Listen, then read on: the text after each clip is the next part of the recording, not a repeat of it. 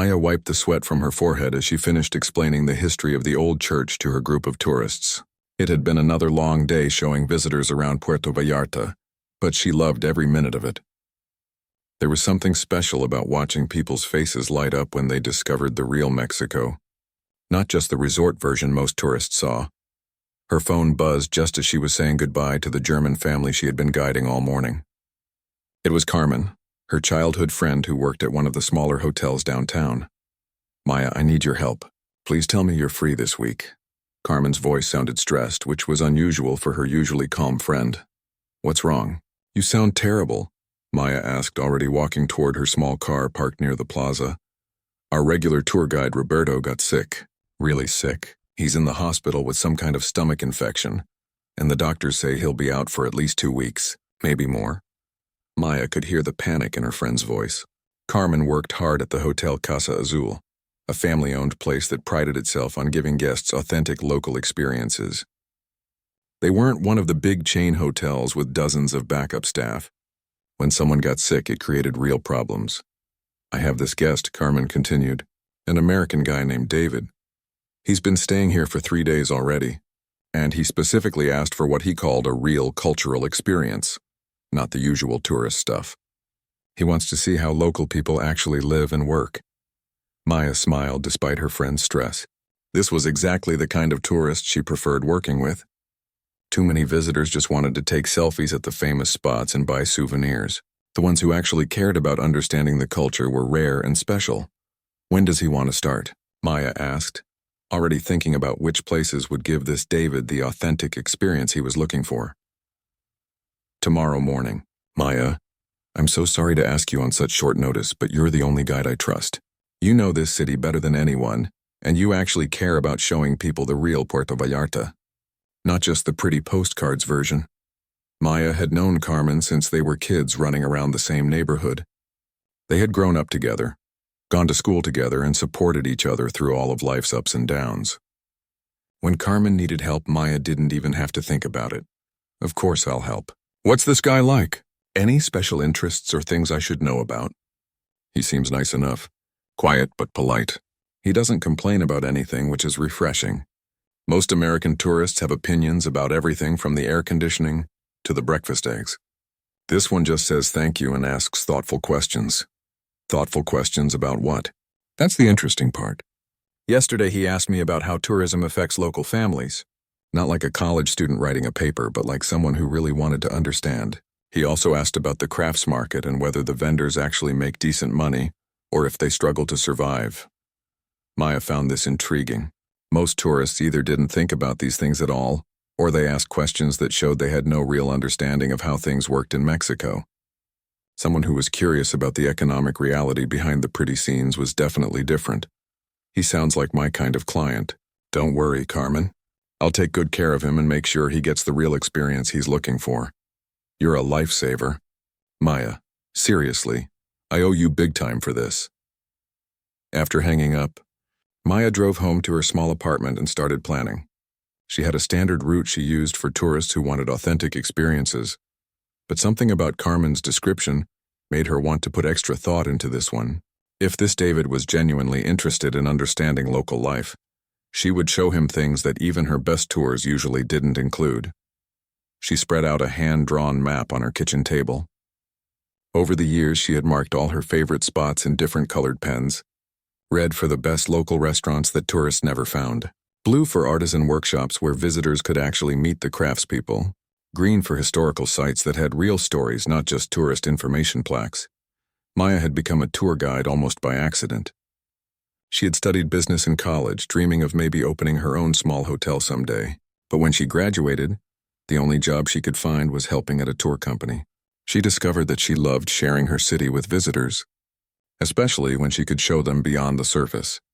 The big tour companies rushed people through a checklist of famous spots, taking photos and moving on.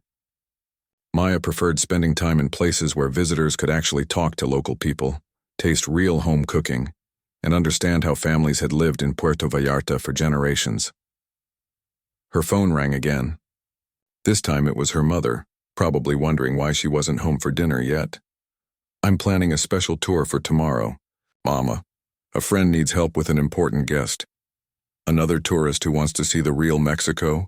Her mother asked with gentle teasing in her voice. She had heard Maya use this phrase hundreds of times. This one sounds different. Carmen says he asks intelligent questions about how tourism affects local people. Maybe he actually cares about understanding, not just seeing. Well, if anyone can show him what our city is really like, it's you, mija. Just don't work too hard. You've been guiding tours every day this week. After dinner, Maya continued planning. She decided to start with the morning market where her friend's aunt sold fresh produce. Tourists love the colors and energy, but more importantly, Senora Martinez always enjoyed explaining how she chose her vegetables and sharing stories about cooking traditions. From there, she would take him to see Don Carlos, who made pottery using techniques his grandfather had taught him. Carlos was proud of his work and happy to demonstrate for visitors who showed genuine interest. His small workshop was tucked away in a residential neighborhood, where tour buses never went. For lunch, she would bring him to La Cocina de Abuela, a tiny restaurant run by three sisters who served food exactly like their grandmother had made. No menu, no English signs, just whatever the sisters decided to cook that day, using ingredients from the morning market. The afternoon could include the historical district, but not the famous church that every tourist photographed. Instead, she would show him the small museum run by local volunteers where old residents shared stories about how the city had changed over their lifetimes. Maya felt excited about the plan. If this David was truly interested in understanding local culture, tomorrow would give him experiences that most visitors never even knew existed. She had learned that the best tours happened when tourists stopped being observers and started being participants, even temporarily in the daily life of the community. As she got ready for bed, Maya thought about how much she enjoyed her work despite the modest income it provided. Every time she saw a visitor's face change from polite tourist interest to genuine human connection with her neighbors and friends, she felt like she was doing something meaningful. Tomorrow she would meet this mysterious American guest and discover whether he was just another tourist looking for Instagram photos, or someone who might actually appreciate the careful experience she was planning for him. Maya arrived at Hotel Casa Azul 15 minutes early, as she always did. She wanted to meet this David and get a sense of what kind of person he was before they started their day together. Carmen was waiting for her in the small lobby, looking much more relaxed than she had sounded on the phone. "He's having breakfast on the terrace," Carmen said, pointing toward the back of the hotel. "Maya, I have to tell you, this guy is nothing like what I expected." "What do you mean?" "See for yourself. He's the one sitting alone at the corner table." Maya walked through the lobby and out to the terrace overlooking the small garden. She spotted him immediately. David looked to be in his late 40s with graying hair and laugh lines around his eyes. He was dressed simply in khaki pants and a plain blue shirt, reading what looked like a local newspaper while eating fresh fruit and drinking coffee. What struck her first was how comfortable he seemed. Most American tourists at breakfast were either complaining about something or taking photos of their food. This man was just quietly eating and reading like any local person might do on a Tuesday morning. "Excuse me, are you David?" Maya approached his table with a smile. He looked up and immediately stood to shake her hand, which surprised her. Most tourists stayed seated and barely looked up from their phones when she introduced herself. "You must be Maya. Carmen told me wonderful things about you. Thank you so much for helping out on such short notice." His handshake was firm but not aggressive, and he looked directly at her when he spoke. Maya had learned to read people quickly in her job, and something about this man felt different from the usual tourists she guided. "I'm excited to show you around our city. Carmen mentioned you're interested in seeing the real Puerto Vallarta, not just the tourist attractions." "Exactly. I've been to many places around the world, and I've learned that the most interesting experiences happen when you get away from the guidebook recommendations. I'd rather understand how people actually live here than take photos of famous buildings." Maya felt a little spark of excitement. This was exactly what she loved to hear. "Perfect. I have some special places planned for today. Are you ready to walk quite a bit? We'll be doing this the local way, which means we use our feet instead of tour buses." David laughed and gestured to his comfortable walking shoes. "I was hoping you'd say that." Their first stop was the morning market where Senora Martinez sold vegetables. Maya watched David carefully as they walked through the crowded aisles. Instead of taking photos like most tourists, he seemed genuinely interested in observing how the market worked. He asked her to translate when vendors called out their prices, and he wanted to know about the different types of chiles and fruits he didn't recognize. When they reached Senora Martinez's stall, Maya introduced David in Spanish. The older woman smiled warmly and immediately began explaining her vegetables in rapid Spanish, even though she knew he probably couldn't understand most of it. "She's telling you about these tomatoes," Maya translated. "She says they're from her brother's farm in the mountains, and they taste different from the ones in the big stores because they pick them when they're actually ripe." David listened carefully and then asked Maya to tell Senora Martinez that he could taste the difference. When Maya translated this, the woman beamed and insisted on giving him a small bag of tomatoes as a gift. "This happens sometimes with tourists who show genuine interest," Maya explained as they walked away. "People here are generous when they feel respected and appreciated." She didn't have to do that. Those tomatoes probably represent real money to her. Maya glanced at David with surprise. Most tourists would have just said thank you and moved on. The fact that he understood the economic significance of the gift showed an awareness that was unusual. Their next stop was Don Carlos's pottery workshop. The elderly craftsman was in his element, demonstrating how he shaped clay on his wheel while explaining his techniques. David watched intently, asking questions about how long it took to learn the skills and whether young people were still interested in traditional crafts. "He's worried about that," Maya translated after speaking with Don Carlos.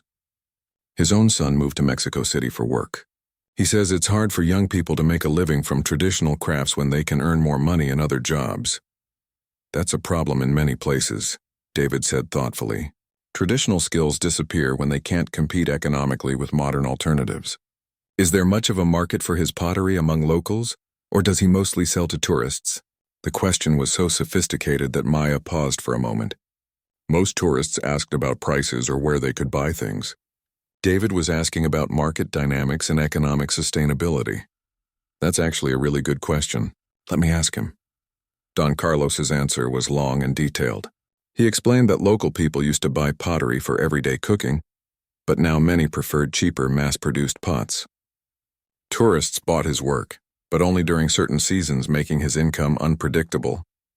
David listened to the translation with a serious expression. Has he considered selling online or working with restaurants that want authentic local pieces? Maya was impressed by the suggestion. It showed business thinking that could actually help Don Carlos expand his market. For lunch, Maya brought David to La Cocina de Abuela. The three sisters who ran the restaurant greeted Maya like family, which they essentially were after years of bringing her favorite tourists there. "There's no menu," Maya explained. "They cook whatever they bought at the market this morning and you eat what they serve. Is that okay with you?" "It sounds perfect." The meal was simple but delicious. Fresh fish with rice, beans, and vegetables served with handmade tortillas. David ate everything enthusiastically and complimented the sisters through Maya's translation. During lunch, Maya noticed something interesting. David asked detailed questions about the restaurant's business, how long they had been operating, whether they owned the building, how they competed with larger restaurants nearby. But he asked these questions with genuine curiosity, not like someone conducting an interview. "You ask very thoughtful questions," Maya said as they finished eating. "Are you in business back in the United States?" David hesitated for just a moment before answering. "I work in the hospitality industry. I'm always interested in how small businesses succeed, especially in tourism areas." It was a vague answer, but Maya didn't want to pry. Many tourists didn't like talking about their work while on vacation. After lunch, they walked through the historical district. Maya skipped the famous church that appeared in every guidebook and instead took him to the small community museum run by volunteers. An elderly man named Esteban was working there that day, and he loved sharing stories about how the neighborhood had changed over his 70 years of living there. David listened to every story, asking follow-up questions that showed he was really paying attention. When Esteban mentioned that the museum struggled to keep operating because of limited funding, David asked specific questions about their expenses and visitor numbers. As the afternoon wore on, Maya found herself enjoying David's company more than she had expected. He was respectful, curious, and seemed to genuinely appreciate the experiences she was sharing with him. But she also noticed small things that didn't quite fit with his image as a regular tourist. His watch, which he kept mostly hidden under his sleeve, looked expensive. When they stopped for coffee, he automatically reached for his wallet in a way that suggested money wasn't a concern for him, and his questions about business operations were too informed for someone who was just casually curious. When they finished their day back at the hotel, David thanked her warmly and asked if they could continue tomorrow. "I'd love to see more. Today was exactly what I was hoping for. You've shown me things I never would have found on my own. I'm glad you enjoyed it. Tomorrow I thought we could visit an artisan cooperative and maybe a local school if you're interested." "That sounds wonderful. Maya, can I ask you something? How long have you been doing this kind of work?" "About 5 years as a full-time guide." "Why do you ask?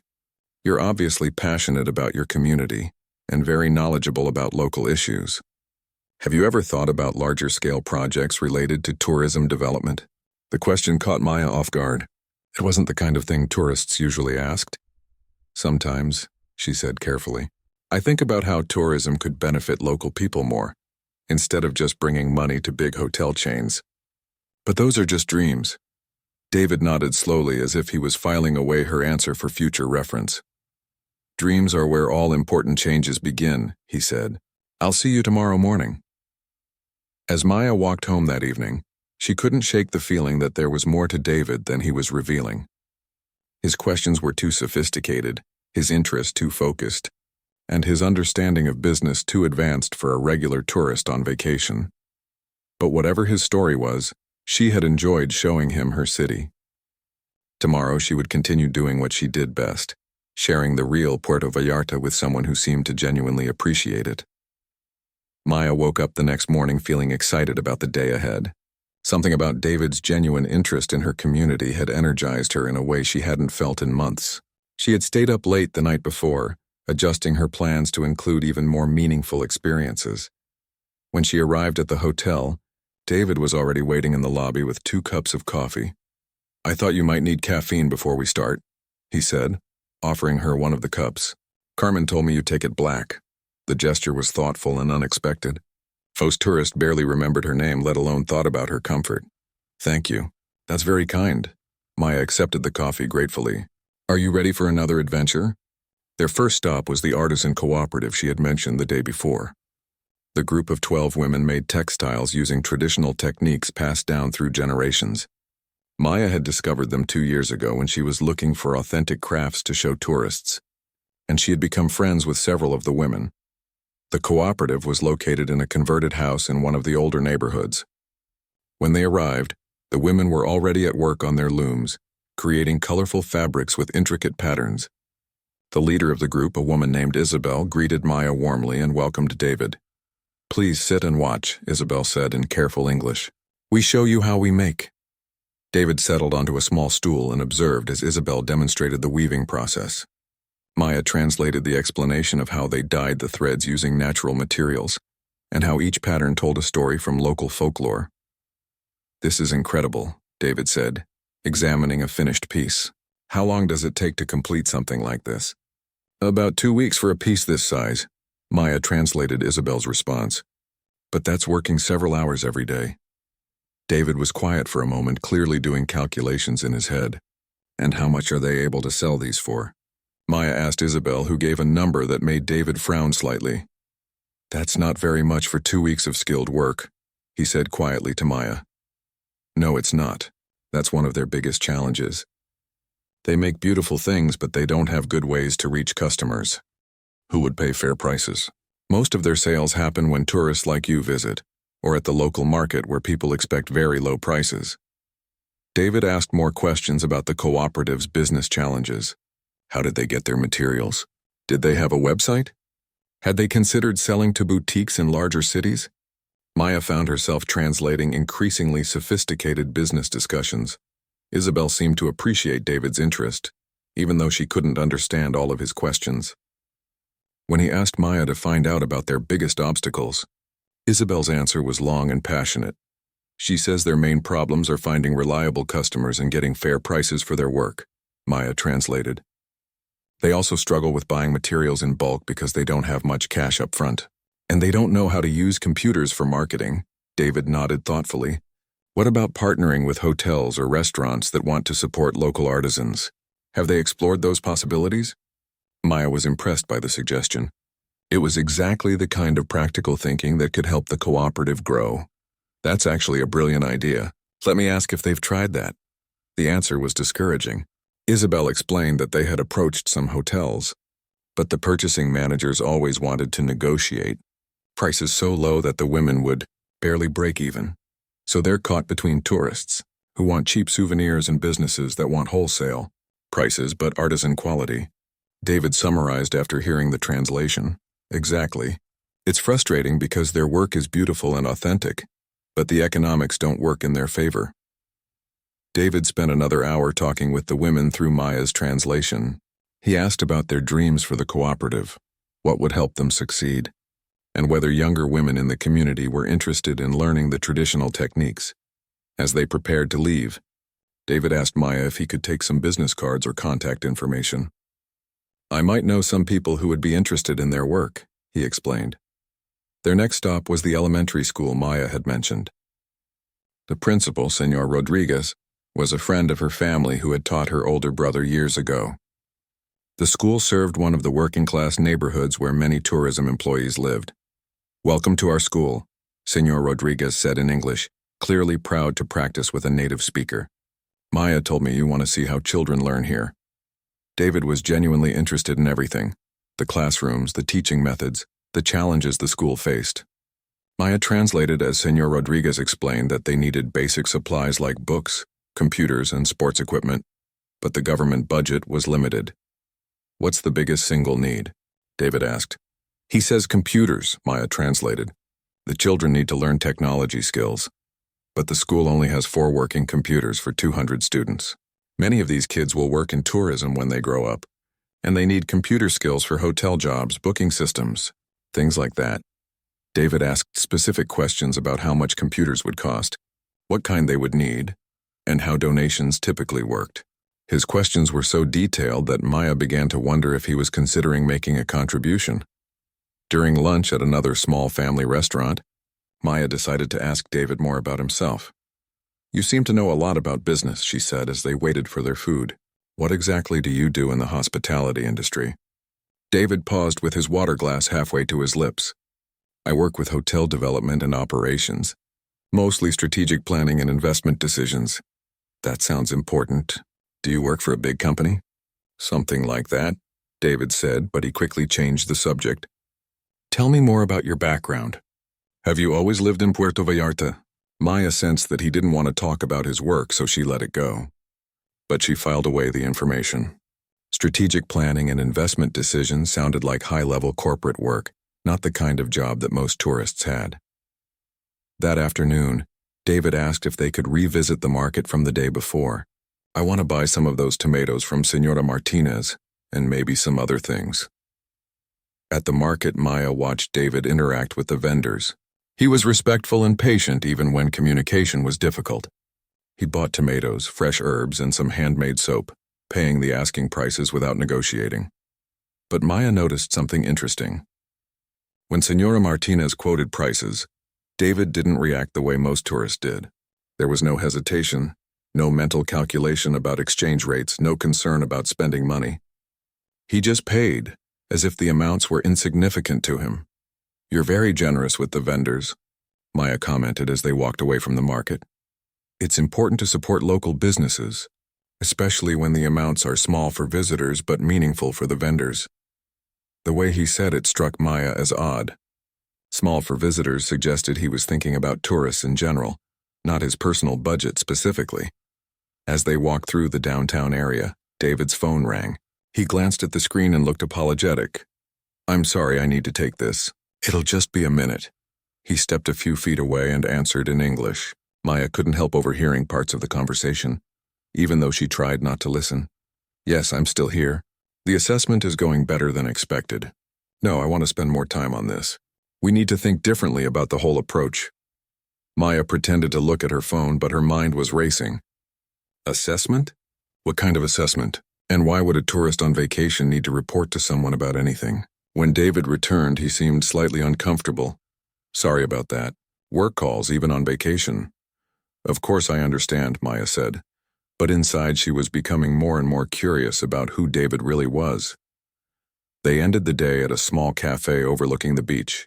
As they sat drinking coffee and watching the sunset, David asked Maya about her long-term goals. Do you plan to keep doing tour guiding, or do you have other dreams? Maya found herself opening up more than she usually did with clients. I love showing people my city, but sometimes I think about bigger projects. I wish tourism could do more to help local families instead of just bringing money to big resort chains. There has to be a way to develop tourism that actually benefits the community. David listened intently. What would that look like to you? I don't know exactly. Maybe hotels that hire locally and buy from local suppliers. Training programs that help people develop skills for good tourism jobs. Projects that preserve our culture instead of replacing it with generic resort experiences. Those are sophisticated ideas. Have you ever considered pursuing them more formally? I think about it sometimes, but I'm just a tour guide. I don't have the connections or resources to make that kind of change happen. David was quiet for a long moment, staring out at the ocean. Maya, can I ask you something? If you had the opportunity to work on projects like that, would you be interested? Of course, but that's not realistic for someone in my position. What if I told you that opportunities sometimes come from unexpected places? There was something in his tone that made Maya look at him more carefully. What do you mean? Just that sometimes the right person with the right ideas meets the right opportunity at exactly the right moment. As they said goodbye that evening, Maya couldn't shake the feeling that David was hinting at something bigger. His questions had been too specific, his interest too focused, and now his comments about opportunities seemed almost like he was preparing her for something. Walking home, Maya replayed the conversation in her mind. David clearly knew more about business than he was letting on. He asked questions like someone who understood investment and development, and he seemed to be evaluating everything from a strategic perspective. Whatever David's real story was, Maya was beginning to suspect that their meeting was not as accidental as it had seemed. Maya spent a restless night thinking about David and all the small details that didn't add up. She had guided hundreds of tourists over the years, and something about this man was definitely different. His questions were too informed, his interest too strategic, and his casual attitude about money suggested he had much more of it than most vacation travelers. The next morning, David called her earlier than usual. Maya, I hope I'm not waking you. Could we meet for coffee this morning instead of our usual tour? There's something I need to discuss with you. His tone was more serious than she had heard before, and Maya felt a flutter of nervousness in her stomach. Of course. Is everything okay? Everything's fine. I just think it's time we had an honest conversation. Can you meet me at that cafe overlooking the beach? The one where we watched the sunset yesterday? Maya agreed, but she spent the entire drive to the cafe wondering what David wanted to discuss. Had she done something wrong? Was he unhappy with the tours? Or was he finally going to explain why he asked so many unusual questions? When she arrived, David was already there, sitting at the same table they had shared the evening before. He looked nervous, which was completely different from the confident demeanor he had maintained all week. There were 2 cups of coffee on the table, and he stood up when he saw her approaching. Thank you for coming, he said, but he seemed to be struggling with how to begin. Maya sat down across from him, studying his face. David, you're making me nervous. What's going on?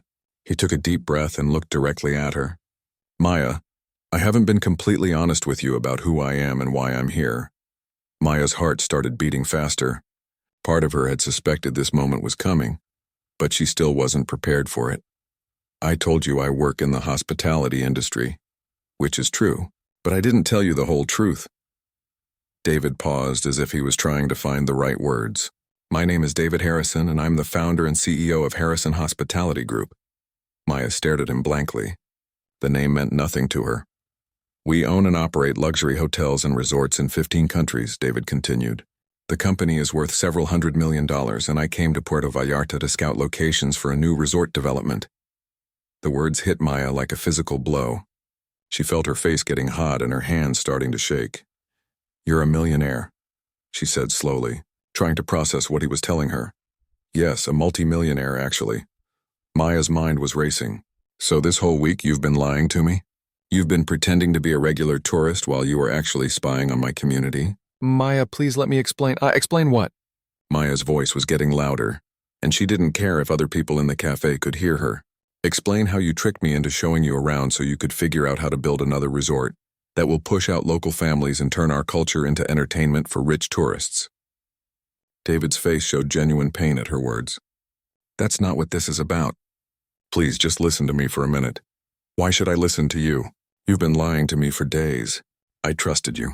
I showed you things I only share with people I think actually care about this community. And the whole time you were just gathering information for your business. Maya started to stand up, but David reached across the table and gently touched her arm. Maya, please. Yes, I came here for business reasons initially, but everything changed after I met you. Despite her anger, something in his voice made her sit back down. What do you mean? David leaned forward, his expression intense.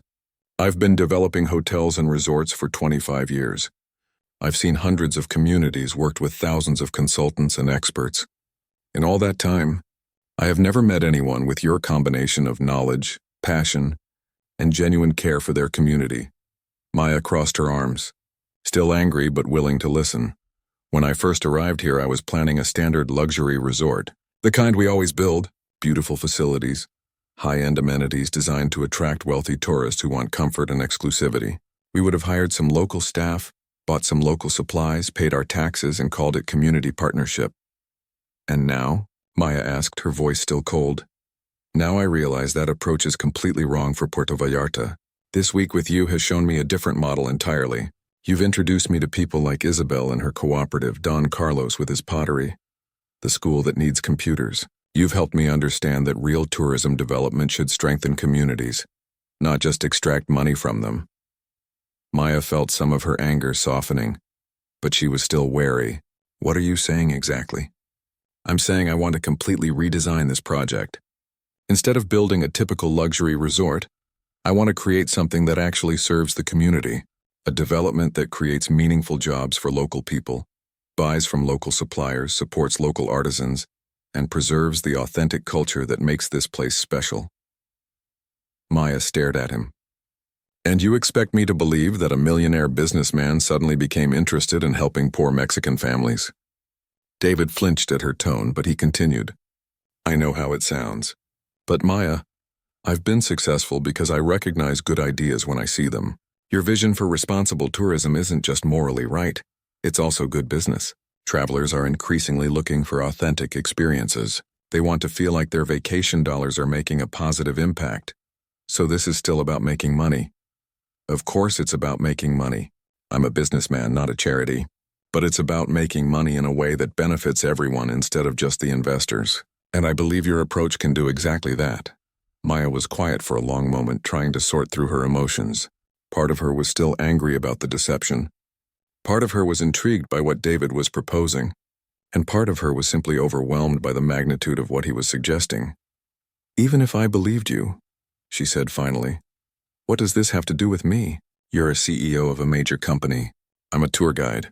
David leaned back in his chair. Maya, I want you to lead this project. What?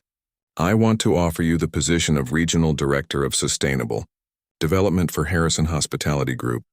You would be responsible for designing and implementing our new, community-integrated approach to resort development. Maya felt like the world was spinning. That's impossible. I don't have experience running major projects. I don't know anything about corporate management or resort development. You have something much more valuable than corporate experience. You understand this community better than any consultant I could hire. You have relationships with local people. You know what they need. And you have vision for how tourism can actually help instead of harm. But I'm not qualified for that kind of responsibility. Maya, you've been doing community development work for years. You just haven't been calling it that. Every time you bring tourists to Isabel's cooperative, you're supporting local economic development. Every time you choose restaurants like La Cocina de Abuela, you're directing tourism revenue to families instead of corporations. You've been practicing sustainable tourism development all along. Maya's head was spinning. The conversation had gone from her being angry about David's deception to him offering her a job that seemed impossible to believe. What would this job actually involve? She asked, still not sure if she was taking him seriously. You would have complete authority over the community integration aspects of our Puerto Vallarta project. That means deciding how we hire, which local businesses we partner with, what cultural elements we preserve and promote, how we train our staff, everything that affects the relationship between the resort and the community. And you would actually listen to me? Even if my ideas cost more money or reduce profits? Maya, I've built a successful company by listening to people who know things I don't know. You understand something about sustainable tourism that I'm still learning. Yes, I would listen to you. More than that, I would depend on your expertise. Maya sat quietly, trying to process everything David had told her. The revelation about his identity was still shocking, but his offer was even more overwhelming. I need time to think about this, she said finally. Of course, take all the time you need. But Maya, I hope you'll consider it seriously. This could be a chance to implement your vision for responsible tourism on a scale you never imagined possible. As Maya drove home that afternoon, her mind was racing with questions and possibilities. Could she trust David? Was his offer genuine, or was this some sophisticated way of manipulating her? And even if he was sincere, was she capable of taking on such enormous responsibility? One thing was certain. Her simple week of guiding a tourist had turned into something that could change her entire life. Maya didn't sleep at all that night. She lay in bed staring at the ceiling, replaying every moment of her conversation with David. Part of her mind kept saying this was all too good to be true, while another part whispered that maybe, just maybe, this was the opportunity she had been dreaming about without even knowing it. The next morning, she called in sick to cancel her other tour bookings. She needed time to think clearly, and she couldn't imagine trying to guide other tourists while her head was spinning with David's offer. Instead, she drove to her favorite thinking spot, a quiet beach north of the city where locals went to escape the tourist crowds. She walked along the water's edge, trying to sort through her emotions and fears. The money David had mentioned was more than she could have imagined. 10 times her current salary would transform not just her life, but her family's life. Her parents could stop worrying about medical bills. Her younger sister could finish university without working 3 part-time jobs. But Maya had never cared much about money for its own sake. What really excited her was the possibility of implementing her ideas about sustainable tourism. For years, she had watched big resort developments change Puerto Vallarta in ways that brought tourists but pushed out local families. The chance to do something different, to prove that tourism could actually strengthen communities instead of replacing them, was incredibly appealing. The question was whether she could trust David. He had lied to her for a week. Even if his reasons made sense from a business perspective, how could she be sure he wouldn't change his mind once she was working for him? What if he promised her authority, but then ignored her recommendations when they conflicted with profit margins? Maya spent 3 days thinking, researching, and talking to people she trusted. She looked up Harrison Hospitality Group online and discovered that David had been telling the truth about his company's size and success. She also found some interesting information. 2 of their recent projects had won awards for environmental sustainability and community partnerships. She talked to Senor Rodriguez, the school principal, about David's visit and his questions about computers. She spoke with Isabel from the Artisan Cooperative about her impressions of the American tourist who had shown such interest in their business challenges. Everyone she talked to had been impressed by David's genuine curiosity and respectful manner. On the 4th day, Maya called David and asked to meet him again at the same cafe. "I've been thinking about your offer," she said when they sat down. "I have some questions."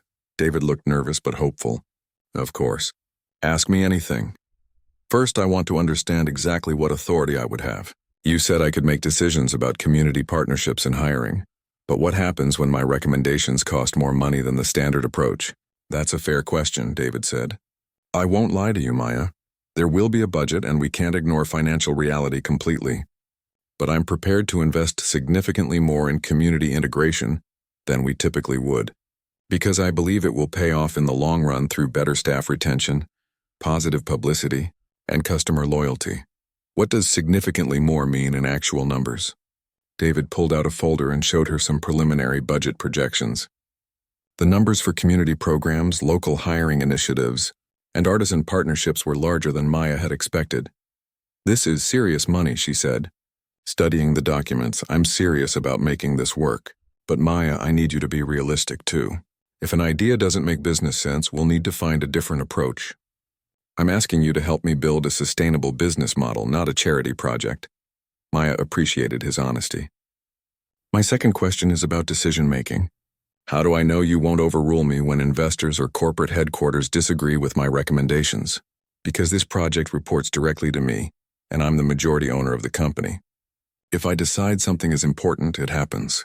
Obviously, I'll want to understand your reasoning and discuss major decisions with you, but the final authority will be mine, and I'm committed to supporting your vision. And if the project fails? If the community integration approach doesn't work the way we hope? David was quiet for a moment. Then we'll learn from it and try a different approach.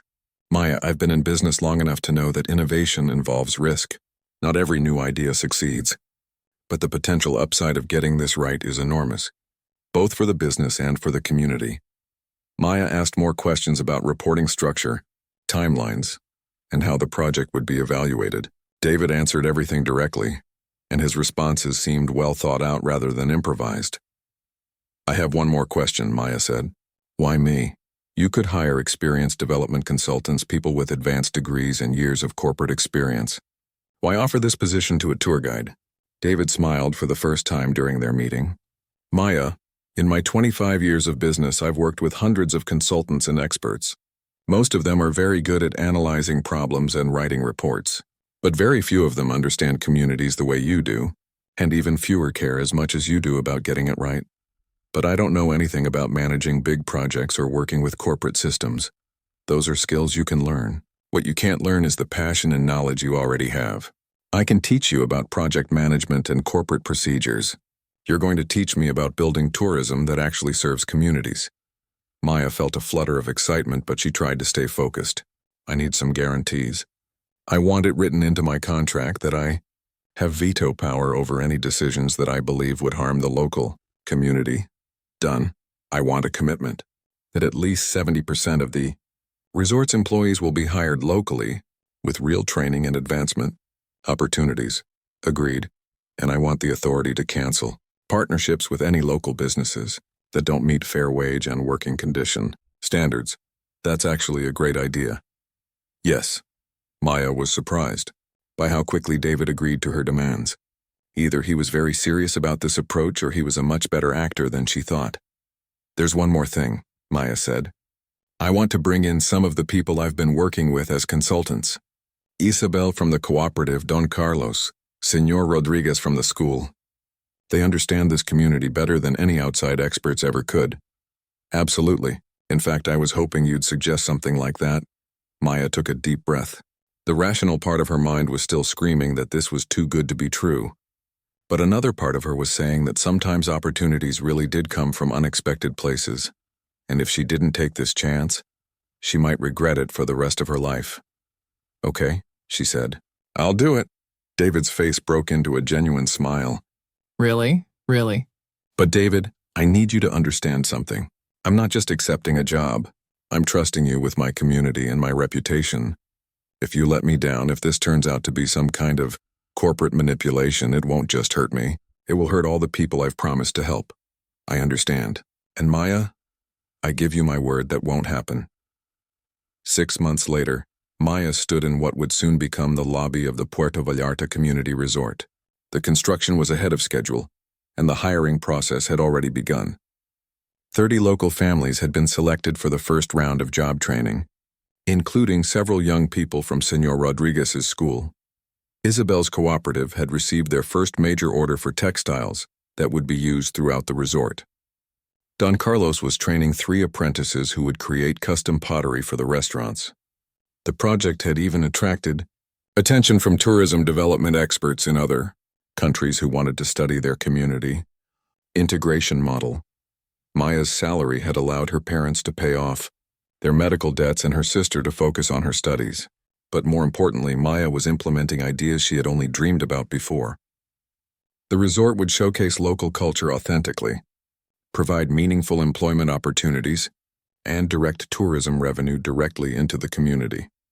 Standing in the construction site, looking out at the ocean she had grown up beside, Maya thought about that morning 6 months ago when Carmen had called asking for help with an American tourist. She had agreed to help her friend, thinking it would be a simple favor that would last a few days. Instead, that one phone call had led to the opportunity of a lifetime. Sometimes the most important moments in life came disguised as ordinary requests for help. Maya had agreed to guide a tourist around her city, never knowing that the quiet American visitor would turn out to be the partner she needed to transform her dreams into reality. The resort would open in 6 months, and Maya was ready to prove that tourism could truly benefit everyone involved. Her journey from tour guide to regional director had taught her that with the right partnership and shared vision, even the biggest dreams could become possible.